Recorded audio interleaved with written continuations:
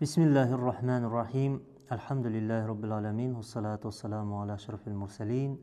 Seyyidina Muhammedin ve ala alihi ve sahibi ecmain. Assalamu alaikum ve rahmatullahi ve berekatuh.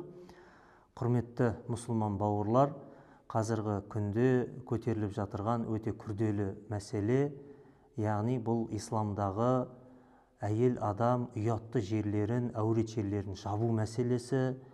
Ол орамалмен жаба ма, арабша хиджаб деп аталады, қазақша кимешек деп аталады. Оны капюшоны бар спортивкамен бола ма, қандай да матамен, қандай да бір нәрсемен әйел адам ұятты жерін жабу, бұл осы мәселе мұсылмандардың арасында, үкіметтің арасында, халықтың арасында күрделі болып көтеріліп жатыр.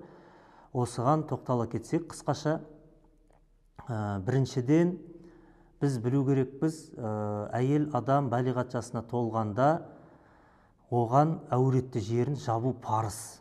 Яғни бетімен екі қолынан басқа жерін жабу әйел адамға парыз, қыз балалардан балиғатқа толғаннан бастап.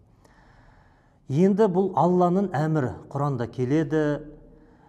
Бұл Алланың шариғаттағы парызы, бұны ғалымдар сондай бір анықтама береді. Парыз нәрсені, Алла тағала бұйырған парыз нәрсені біреу парыз емес деп жоққа шығаратын болса, онда ол адам діннен шығады, кәпір болады деді.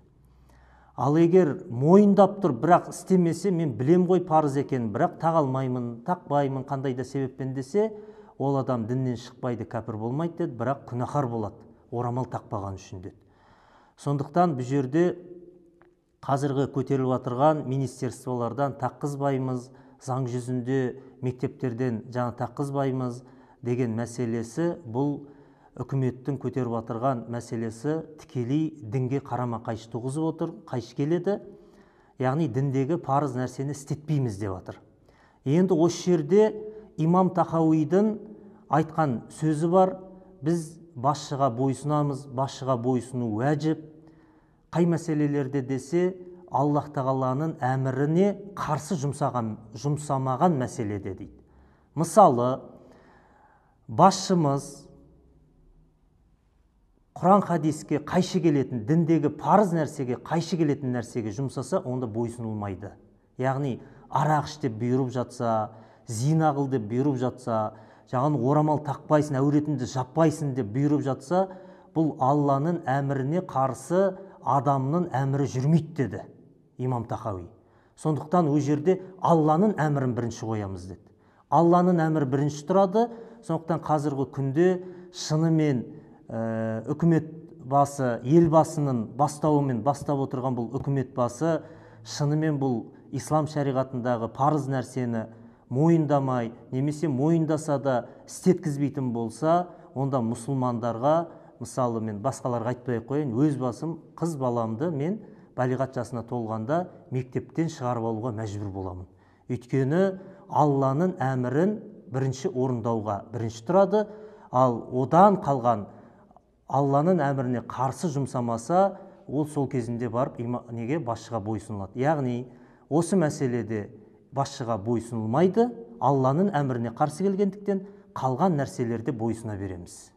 Сондықтан имам Тахауи осы жерде ашып айтқан, басшылар бізге зұлымдық қылса да біз сабыр етіп бойсынамыз, дұға қыламыз, оған тауфиқ бер, туралық бер деп дұға қыламыз. Тек қана Алланың әміріне қарсы жұмсамаса бойсынылмайды деді.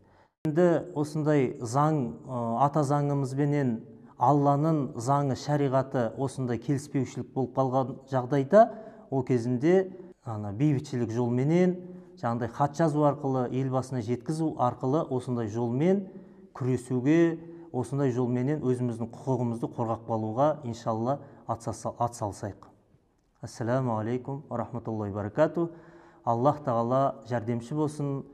Аллах тағала елімізге тыныштық, амандық, мұсылмандарға ауызбіршілік берсін, елбасымызға тауфиқ берсін.